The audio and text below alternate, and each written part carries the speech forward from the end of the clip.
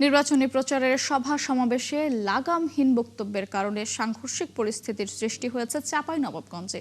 Voter এবং নির্বাচন পর্যবেক্ষকরা এমন দাবি করেছেন। প্রার্থীরাও এই অভিযোগ স্বীকার করেছেন, কিন্তু দোষ চাপিয়েছেন প্রতিপক্ষের উপর।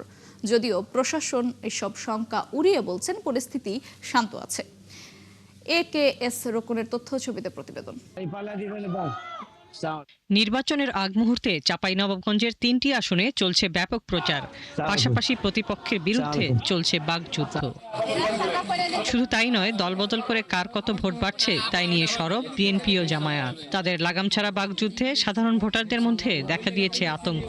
তো আমরা বিভ্রান্তের ভিতরে পড়ে যাচ্ছি যে আমরা কি ভোট দিতে যেতে পারবো না, মানে এরকম আশঙ্কাজনক আমরা ভোগ করছি।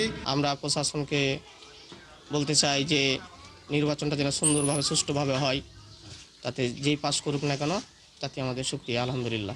নির্বাচনী পরিবেশ নষ্টের জন্য প্রার্থীদের পাশাপাশি প্রশাসনের উদাসীনতা দায়ী বলে মনে করছেন পর্যবেক্ষক ও সুশীল সমাজের প্রতিনিধিরা। লোকেরা যাবে, সমর্থকেরা যাবে, কর্মীরা যাবে, ভোট চাইবে। এটা তো বাংলাদেশের নির্বাচন ব্যবস্থায় চিরাচরিত ঘটনা। এখানে হামলা করবে কেন? ভোট সেন্টারও এমনতর কিছু ঘটবে না, এটা আমি মনে করি না। ঘটতেই পারে, এবং এই ঘটার জন্য কতটা সরকার বা ইসি ইলেকশন কমিশনার প্রস্তুত তাও আমি জানি না, সে ব্যাপারেও শঙ্কা রয়েছে আমার। জামায়াত ও বিএনপির সমর্থকরাও নির্বাচনী পরিবেশের জন্য একে অপরকে দায়ী করছেন। এই বট বাহিনী, মিথ্যা বাহিনীর কথা শুনে কোনো গুজবে কান দিবেন না। আমরা কাউকে জোর করে নিয়ে এসে নাই, কাউকে সাজিয়ে আমাদের জন্য কাজ করবে এভাবে আমরা কোনো কিছু করি নাই। সাংঘর্ষিক পরিস্থিতির কথা স্বীকার করেছেন প্রার্থীরা, তবে প্রত্যেকেই এর জন্য দায়ী করছেন তার প্রতিদ্বন্দ্বীকে। গুজব ছড়ানো হচ্ছে, মিথ্যাচার ছড়ানো হচ্ছে, এবং যার ফলশ্রুতিতে এবং আচরণবিধির ক্ষেত্রে জামাত সুস্পষ্টভাবে আচরণবিধি লঙ্ঘন করছে। আমি তো আশ্চর্য হয়ে যাই, এখানকার প্রতিটি কাজে কেউ না কেউ চাঁদা নেন। তাহলে এই চাঁদাবাজদের এই চাঁদা নেওয়াটা 12 তারিখ পর্যন্ত চলবে, এরপরে আর কোনো চাঁদা চাঁপাইনবাবগঞ্জে চলবে না। যদিও প্রশাসন ও আইন শৃঙ্খলা বাহিনীর দাবি নির্বাচনের পরিবেশ সুন্দর ও নিরপেক্ষ আছে।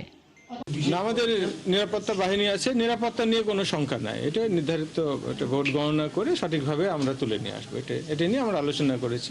ভোটাররা যেন নিরাপদ, শান্ত ও ভয়মুক্ত পরিবেশে তাদের ভোটাধিকার প্রয়োগ করতে পারে, এই লক্ষ্য সামনে রেখে বিজিবি অন্যান্য আইন শৃঙ্খলা রক্ষাকারী বাহিনীর সাথে সমন্বয়ের মাধ্যমে দায়িত্ব পালন করবে। চাঁপাইনবাবগঞ্জের 3টি সংসদীয় আসনে 16 জন প্রার্থী প্রতিদ্বন্দ্বিতা করছেন। 14,29,000 ভোটার 518টি কেন্দ্রে তাদের ভোটাধিকার প্রয়োগ করবেন। এর মধ্যে 115টি কেন্দ্র ঝুঁকিপূর্ণ। হাসিবা আলী বর্ণা, 71।